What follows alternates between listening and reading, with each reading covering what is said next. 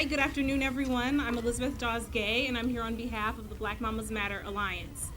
We are researchers, healthcare providers, reproductive justice advocates, policy analysts, public health professionals, human rights lawyers, and concerned citizens who decided that enough was enough and that it was past time for serious action to address Black maternal health. And we are here to declare that Black Mamas Matter. It is unacceptable that we live in a nation where Black women are 3 times more likely to die from pregnancy and childbirth than white women. It is unacceptable that we live in a nation where Black women are more likely to experience preterm birth, stillbirth, low birth weight, infant mortality, and severe maternal morbidity. These disparities are simply unjust. The Black Mamas Matter Alliance centers Black mamas in our work to advocate for policy change, drive a research agenda that's meaningful to our community, build our collective power, and shift culture for Black maternal health, rights, and justice.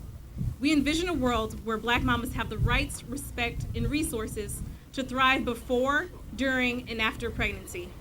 We will not back down. But our vision is a long way off because the United States has a serious problem. The land of the free and the home of the brave is also a place where Black mothers are allowed to die at disproportionately higher rates than white mothers, where Black children can be shot down by police simply for having the gall to exist in a country that their ancestors built on their backs. The ideology that allows violence to be perpetrated against our children and against our communities is the same ideology that has allowed Black mothers to suffer from pregnancy and childbirth unnecessarily. My dear friend Jasmine Burnett, Deputy Director at New Voices for Reproductive Justice in Cleveland, recently wrote in a local letter to the editor, and I quote, "Violence against Black bodies comes in many guises, and the collective must tackle all of them at once." The murders of Black people at the hands of police, vigilante citizens, and domestic terrorists is one of the most hostile ways we observe racism in our country. But the persistent and perpetual devaluation of Black lives is also seen in how systems limit our access to health care, education, healthy food, and neglect our right to a living wage, our right to justice, and our right to clean water. It's seen in how systems keep us siloed in pockets of poverty and political disenfranchisement by literally drawing lines around our communities. In the public health world, these factors such as education, income, safety, discrimination, and political power are known as social determinants of health. Where we live, and how we are treated matters a great deal for our health. Maternal health is no exception. While access to health care is highly important, it simply isn't enough. Not for the Black moms in this country. The conversation cannot stop at health care, because evidence shows that racial disparities exist, even when other factors like a mother's ability to access care and her age when she gives birth are accounted for. We know that Black women who have financial and physical access to quality health care are still more likely than white women to have adverse pregnancy outcomes. So there's something more at play. Maternal mortality and morbidity among Black people in this great nation is, at its core, tied to the experience of living while Black, which can be very stressful and traumatizing. We see that on the news, we see that in the data. A new study by Dr. Fleda Mask Jackson, a researcher in Atlanta, found an association between police violence against Black youth and health among pregnant Black women.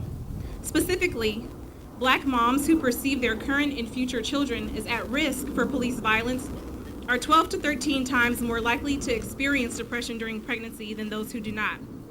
This is one more study among many indicating that there is more to this picture of Black maternal health. Yet some people have the nerve to blame our health outcomes on us, and not on the social, physical, and political environment in which we live. They say it's because we are too obese, or because we have diabetes and high blood pressure before becoming pregnant, or because we access prenatal care later than we should. They say that if we just did better, we wouldn't have the problems that we have. But they don't acknowledge that the disproportionately high rates of chronic disease in the Black community are a result of centuries of systemic oppression and social injustice that has denied and still denies Black people equal access to all of the resources we need to be healthy, including safe, violence-free environments. They don't acknowledge that our high blood pressure might come from the stress and fear and worry that we won't have enough to eat, or that our children will be killed in the streets. The story isn't just that Black people must do better. The story is that we must all do better. We have to deepen our conversations, strengthen our commitment to the work that needs doing, and get serious about tackling tough questions that might have difficult answers. Policymakers in particular have an important role to play in advancing policy that works for people. But stripping people of their health insurance and limiting access to care is not policy that works. Allowing police to racially profile brown-skinned people under the guise of national security is not policy that works. Gutting agencies that regulate toxic chemicals in our water and environment is not policy that works. So today, I say to the policymakers that are willing to listen, do better.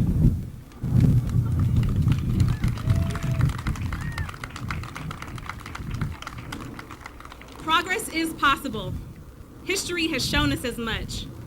So today I call on each of you and every one of you to contribute what you can to making that progress happen. Our lives depend on it. Thank you.